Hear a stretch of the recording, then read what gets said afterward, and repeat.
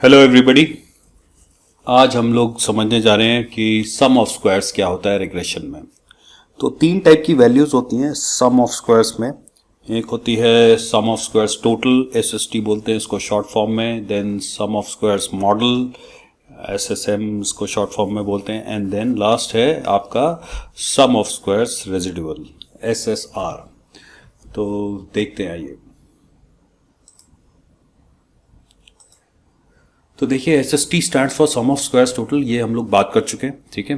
और ये कुछ नहीं है, ये ऑब्जर्व डेटा के मीन से ऑब्जर्व डेटा का डिस्टेंस इसमें देखा जाता है, तो इसको एस एस टी बोलते हैं। और ये हमें बताता है कि मॉडल के अंदर टोटल डेविएशंस कितनी है, ठीक है। इसके बाद कैलकुलेट होता है S S M, sum of squares model, और ये बताता है distance between the mean of the observed data and the regression। तो इससे हमें पता लगता है कि हमारा रिग्रेशन मॉडल कितना अच्छा है। और तीसरा आता है आपका एसएसआर, रेसिडुअल। तो रेसिडुअल क्या है? ये है वो गैप है ये जो मॉडल, हमारा रिग्रेशन का मॉडल एक्सप्लेन नहीं कर पा रहा है टोटल वेरिएशन से। तो एक तरह से हम ये कह सकते हैं कि एसएसटी में से अगर हम एसएसएम माइनस करेंगे तो हमें एसएसआर मिल जाएगा, ठीक है। और इसी बीच हमें एक इम्पॉर्टेंट वैल्यू और मिलती है, ये जो सम ऑफ स्क्वायर्स हैं इनमें से, वो है आर स्क्वायर।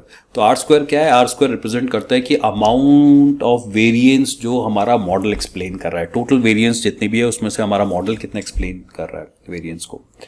तो और आर स्क्वायर का जो फॉर्मूला है वो है S S M divided by S S T. तो S S M that is the model, S S T total variance, इसको हम डिवाइड करेंगे तो हमें आर स्क्वायर की वैल्यू मिल जाएगी। तो आइए एसपीएसएस की एक फाइल को देखते हैं अभी। इस फाइल में दो वेरिएबल हैं, एडवर्टीजमेंट और सेल्स। एडवर्टीजमेंट यहाँ पे independent variable, sales dependent variable है। जनरली बुक्स में जो स्टैटिस्टिक्स की बुक्स होती हैं उसमें इसी तरह दिया होता है कि सबसे बेसिक जो एग्जांपल है एडवर्टीजमेंट सेल्स का लेके, और सेल्स को डिपेंडेंट वेरिएबल, एडवर्टीजमेंट को इंडिपेंडेंट वेरिएबल। लेकिन ये रिसर्चर के ऊपर है, रिसर्चर इसको अदर वे अराउंड भी प्रूव कर सकते हैं कि एडवर्टीजमेंट को डिपेंडेंट वेरिएबल ले लिया और सेल्स को इंडिपेंडेंट वेरिएबल ले लिया। इसका क्या मतलब है? इसका मतलब ये है कि अगर आपकी सेल ज़्यादा हुई तो आपने क्या किया, अपना एडवर्टीजमेंट का बजट बढ़ा दिया। तो advertisement budget is dependent on sale, ऐसे भी आप कर सकते हैं। अभी हम लोग क्या कर रहे हैं? अभी हम लोग देखने की कोशिश कर रहे हैं कि अगर हम एडवर्टीजमेंट का बजट बढ़ाते हैं, एडवर्टीजमेंट का एक्सपेंडिचर बढ़ाते हैं, तो हमारी सेल्स बढ़नी चाहिए। उस टाइप का हम मॉडल देखने की कोशिश कर रहे हैं, ठीक है। तो सबसे पहले इस पर रिग्रेशन रन कर लेते हैं। और सेल्स है हमारा dependent variable, advertisement independent variable. Simple linear regression में मुझे अभी और कुछ करने की ज़रूरत नहीं है। ओके पे क्लिक किया और ये बहुत सारा डेटा आ गया, टेबल्स आ गई। तो आज जो हम समझने की कोशिश कर रहे हैं वो इस अनोवा टेबल को समझने की कोशिश कर रहे हैं। ये सम ऑफ स्क्वायर्स, ये वैल्यूज़ कहाँ से आ रही हैं, डिग्री ऑफ फ्रीडम कहाँ से आ रहा है, मीन स्क्वायर कहाँ से आ रहा है, एफ वैल्यू कहाँ से बन रही है, ठीक है। तो अब एक काम करते हैं हम लोग, ये जितना भी डेटा है हमारे पास इसको एक्सेल में लेके चलते हैं।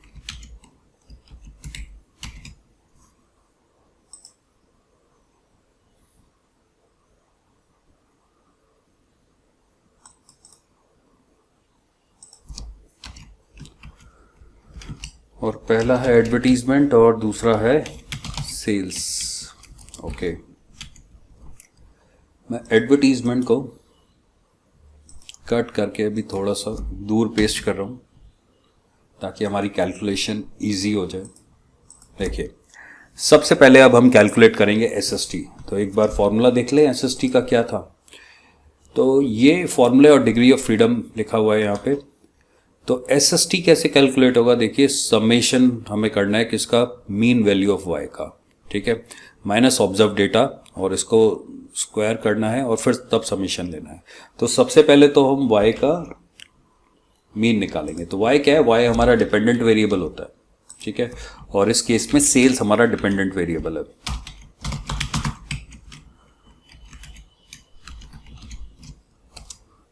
और ये आ गया 193.2। मैं इसको रेड कलर से सेल कलर कर देता हूँ ताकि ये वैल्यू मिक्स ना हो जाए सेल में।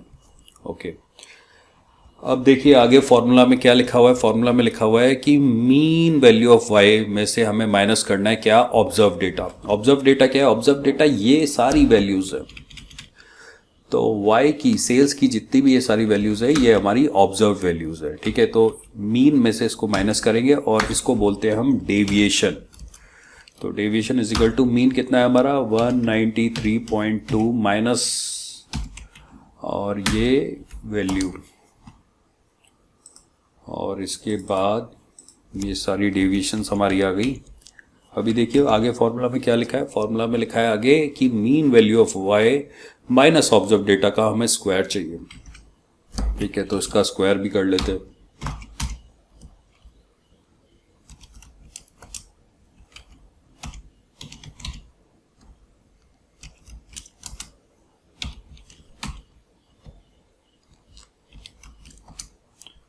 और ये स्क्वायर हो गया, ये स्टेप भी हमने कर दिया और इसके बाद हमें इसका सम करना है। तो आइए इसका सम कर लेते हैं।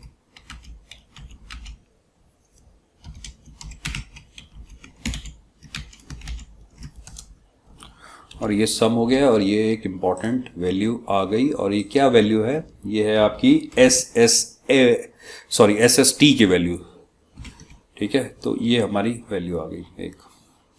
अब देखिए अब क्या कैलकुलेट करेंगे हम, अब कैलकुलेट करेंगे एस एस एम। तो एस एस एम कैसे कैलकुलेट होगा, mean value of Y minus the regression line का स्क्वायर करेंगे और फिर उसका सम करेंगे। तो मीन वैल्यू ऑफ वाई हम पहले ही कैलकुलेट कर चुके हैं, दैट इज 193.2। रिग्रेशन लाइन हमें कैलकुलेट करनी पड़ेगी, ठीक है। तो आइए चलते हैं और रिग्रेशन लाइन को कैलकुलेट करने के लिए, वैल्यू को कैलकुलेट करने के लिए हम एक्सेल का इनबिल्ट फीचर यूज़ करेंगे। डेटा में जाके डेटा एनालिसिस और एक डायलॉग बॉक्स आएगा, यहाँ पे हम रिग्रेशन फाइंड आउट करेंगे और ये अब हमसे इनपुट करने के लिए कहेगा वाई रेंज को। ये सेलेक्ट किया और ये है हमारी वाई रेंज। इसमें रेड वाली सेल को हम नहीं काउंट करेंगे क्योंकि ये हमारा एवरेज है, okay. Input x range, x क्या है, एक्स है हमारा इंडिपेंडेंट वेरिएबल। इस पर्टिकुलर केस में इंडिपेंडेंट वेरिएबल हमारा एडवर्टीजमेंट है और यहाँ पे कोई रेड सेल है नहीं क्योंकि हमने इसका एवरेज नहीं कैलकुलेट किया है। पहले जो रो है उसमें लेबल्स हैं, इसलिए मैं लेबल्स को चेक कर रहा हूँ और मुझे कुछ नहीं चाहिए। और हम नई वर्कशीट पे हम इस रिजल्ट को मांग सकते हैं। तो देखिए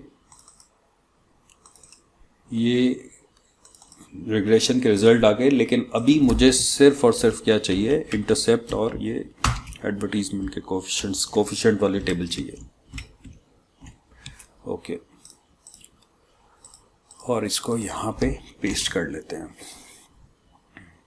तो देखिए रिग्रेशन इक्वेशन, इसको थोड़ा और ऊपर पेस्ट करते हैं ताकि हमें आसानी रहे। तो देखिए रिग्रेशन इक्वेशन के लिए y ब्रैकेट में मैं r लिख रहा हूँ, ठीक है।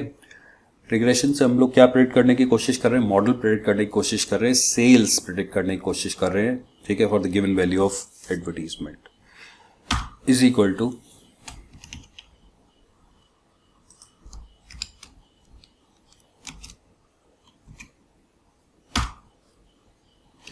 a प्लस बी एक्स, ठीक है। अब देखिए a की वैल्यू हमारे पास यहाँ पे है इंटरसेप्ट, ओके। पहले मैं इसको यहाँ पे वैल्यू डाल देता हूँ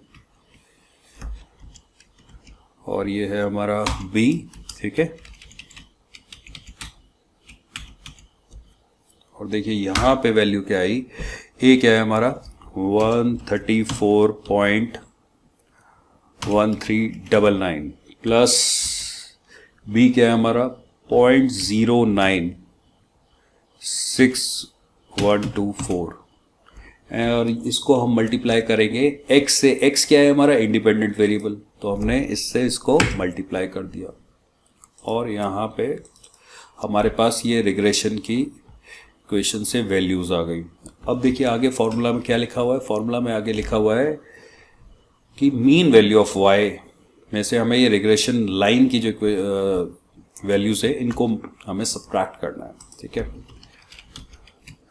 तो ये भी डेविएशन हो जाएगी, और डेविएशन कैलकुलेट करने के लिए मीन कितना आया था 193.2 minus this particular value, sorry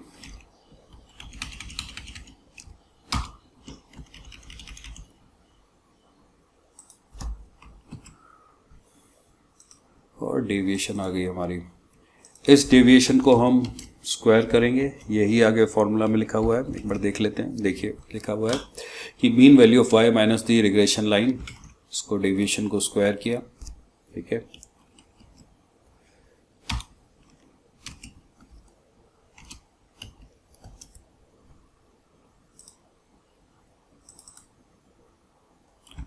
और इसके बाद यहाँ पे लिखा हुआ है कि इसको हमें सम करना है, ओके।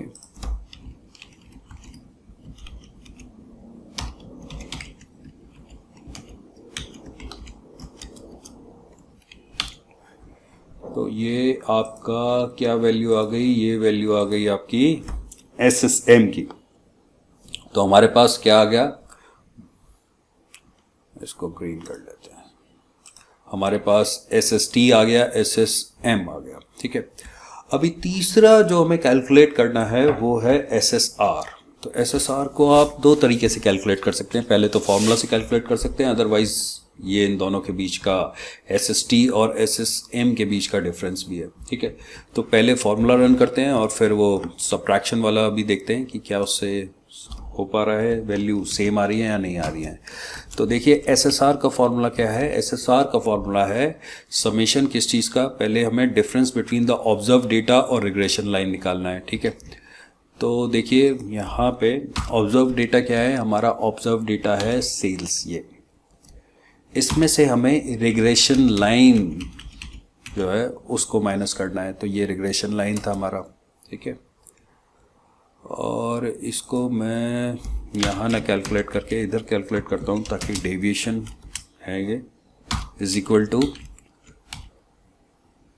सेल्स माइनस डेविएशन, और ये सारी डेविएशन हमें कैलकुलेट कर लिए। अब आगे फॉर्मूला में इनका स्क्वायर निकालने के लिए कहा गया, ये जो डेविएशन स्क्वायर, ठीक है। तो डेविएशन स्क्वायर कैसे निकलेगा, deviation square is equal to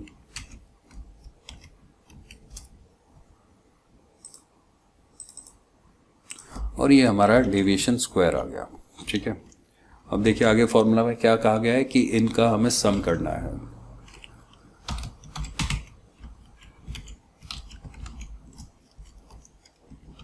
और ये हमारा तीसरी वैल्यू आ गई, ठीक है, SSR।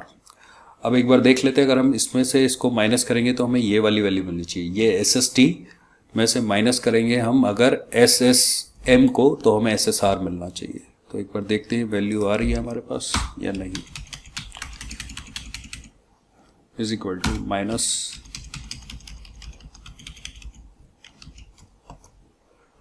862268 862264। तो थोड़ी सी वैल्यू डिफरेंट आ रही है, या 64 आ रहा है या 68 आ रहा है। ये थोड़ी डेसिमल प्लेसेस की कैलकुलेशन की वजह से ये सब चीज़ें हो सकती हैं, बट बहुत छोटा यहाँ पे डिफरेंस हमें दिखाई दे रहा है, ओके। तो अभी क्या करना है हमें, देखिए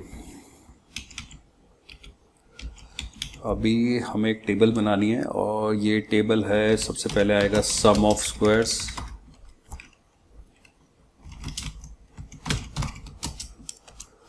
और सम ऑफ स्क्वायर्स भी किस चीज़ का, सबसे पहले रिग्रेशन का, फिर आपका आएगा रेसिड्यूअल का,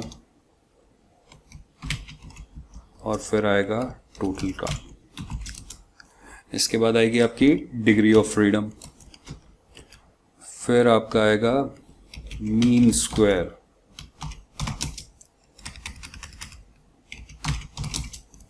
और फिर आएगी आपकी F स्टैटिस्टिक, ठीक है। तो ये टेबल हमें यहाँ से क्रिएट करनी है, ओके। तो सम ऑफ स्क्वायर्स हमने कैलकुलेट कर लिए। देखिए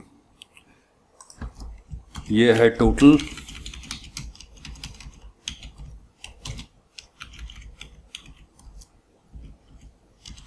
और ये है आपका SSM, जिसको कि मॉडल या रिग्रेशन मॉडल कहा गया है,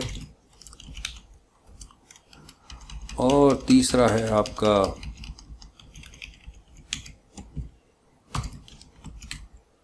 रेसिड्यूअल।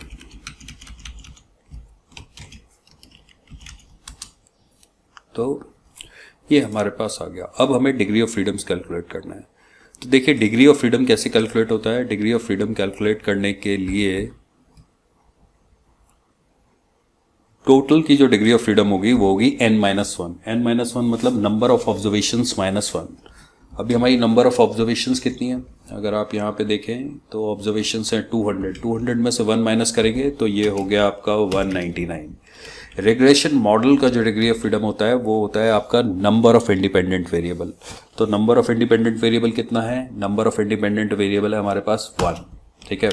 और रेसिडुअल क्या होगा आपका, रेसिडुअल होगा टोटल में से अगर हम रिग्रेशन मॉडल माइनस कर देंगे तो हमें रेसिडुअल मिल जाएगा जो कि है 198 आएगा, ठीक है। अब देखिए अब हमें आगे जो कैलकुलेट करना होता है वो होता है मीन स्क्वायर्स, ठीक है। तो मीन स्क्वायर हम कैलकुलेट क्यों करते हैं, पहले तो आप ये देखिए कि हम यहाँ पे हमें एक आगे एफ स्टैटिस्टिक्स कैलकुलेट करनी होती है, ठीक है। तो एफ स्टैटिस्टिक्स क्यों कैलकुलेट करते हैं एक बार देखते हैं। देखिए another use of the sum of square is assessing the model is through f test। तो f statistics I'm so sorry, ये क्या होती है, ये अमाउंट दिखाती है क्या, अनसिस्टमेटिक वेरिएंस का, और रेशियो है मतलब अनसिस्टमेटिक वेरिएंस और सिस्टमेटिक वेरिएंस के बीच का। अब इसको कैलकुलेट करने के लिए हम सम ऑफ स्क्वायर्स को डिवाइड कर देते हैं उसकी डिग्री ऑफ फ्रीडम से और हमारे पास मीन स्क्वायर आ जाता है, ठीक है। तो दो चीज़ें हमें यहाँ पे चाहिए, MSM और MSR। तो रिस्पेक्टेड डिग्री ऑफ फ्रीडम से अगर हम SSM को उसकी डिग्री ऑफ फ्रीडम से डिवाइड करेंगे तो हमारे पास MSM आ जाएगा, और अगर SSR को हम उसकी डिग्री ऑफ फ्रीडम से डिवाइड करेंगे तो हमारे पास MSR हो जाएगा, और फिर हम ये F का फॉर्मूला लगा देंगे, ठीक है। तो देखिए यहाँ पे सम ऑफ स्क्वायर्स है और डिग्री ऑफ फ्रीडम है। अब अगर हम सम ऑफ स्क्वायर्स को उसकी डिग्री ऑफ फ्रीडम से डिवाइड करते हैं तो हमारे पास मीन स्क्वायर आ जाएगा, ठीक है। तो लेट अस डिवाइड, ये डिवाइड किया, ये तो सेम वैल्यू आएगी सम ऑफ स्क्वायर्स की क्योंकि डिग्री ऑफ फ्रीडम 1 है, ठीक है। और यहाँ पे हमने रेसिडुअल से उसकी डिग्री ऑफ फ्रीडम को डिवाइड किया तो हमारे पास एक और वैल्यू आ गई। अब देखिए एफ स्टैटिस्टिक्स क्या थी, ये रेशो था किसके बीच का, अनसिस्टमेटिक वेरिएंस और अनसिस्टमेटिक वेरिएंस, ठीक है। न्यूमरेटर में है सिस्टमेटिक वेरिएंस और डिनोमिनेटर में है अनसिस्टमेटिक वेरिएंस। तो सिस्टमेटिक वेरिएंस वो वेरिएंस है जो मॉडल ने वेरिएंस एक्सप्लेन कर दिया, अनसिस्टमेटिक वेरिएंस वो है जो मॉडल ने एक्सप्लेन नहीं कर पाया, रेसिडुअल है, ठीक है। तो एफ स्टैटिस्टिक्स को कैलकुलेट करने के लिए मीन स्क्वायर की पहली वैल्यू M को हम लोग डिवाइड करेंगे किससे, MSR से, और ये वैल्यू आ गई 99.5859, ठीक है। अब ये तो हमारी टेबल पूरी बन गई है, इसमें एक और चीज़ रह गई है जो कि हमें R स्क्वायर कैलकुलेट करना होता था। तो देखिए R स्क्वायर कैसे कैलकुलेट होता है, R स्क्वायर कैलकुलेट होता है कि आपके मॉडल ने कितनी वेरिएंस एक्सप्लेन की है टोटल में से, ठीक है। तो इट इज़ न्यूमरेटर पे आएगा हमारा variance explained by the model divided by total variance. तो देखिए रिग्रेशन मॉडल कितना सम ऑफ स्क्वायर्स की वैल्यू है वो डिवाइड करनी है हमें टोटल वैल्यू से सम ऑफ स्क्वायर्स की। तो ये एक वैल्यू आ गई और ये वैल्यू है 0.33464481। अगर हम इसको 100 से मल्टीप्लाई करेंगे तो ये हमें परसेंटेज में मिल जाएगी। तो रफली हम लोग कह सकते हैं 33.46% वेरिएशन एक्सप्लेन हो रहा है इस मॉडल के थ्रू, ठीक है। अब एक बार क्या करते हैं, हम इसी चीज़ को SPSS में देख लेते हैं, रिजल्ट्स जो आ रहे हैं उनको मैच कर लेते हैं।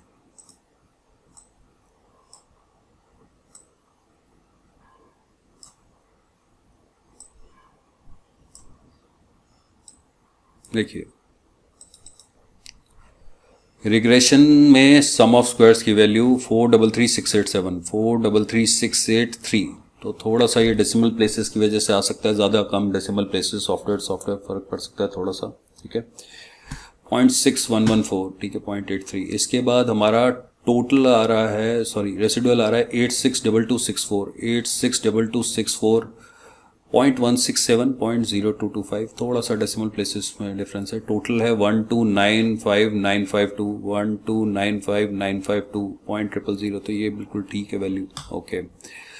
इसके बाद degree of freedom 198 199, mean square की वैल्यू 433,687 433,683, ठीक है। पॉइंट का डिफरेंस है 4354 4354, 0.870 है यहाँ पे, 0.868 है।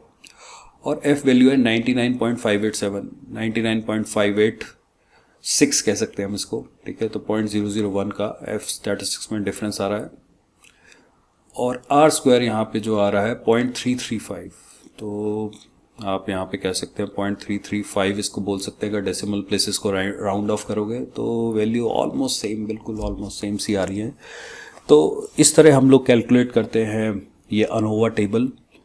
और आगे अगले वाले लेक्चर में हम लोग देखेंगे कि सिंपल लीनियर रिग्रेशन को कैसे किया जाता है एक्सेल में, या फिर एक्सेल में हमने अभी देखा लेकिन इसको डिटेल में बात करेंगे, और आर स्टूडियो में। SPSS पे पहले ही मेरा एक वीडियो है कि इसको कैसे कैलकुलेट करते हैं, वो आप देख सकते हैं। तो that's all from my side, thank you.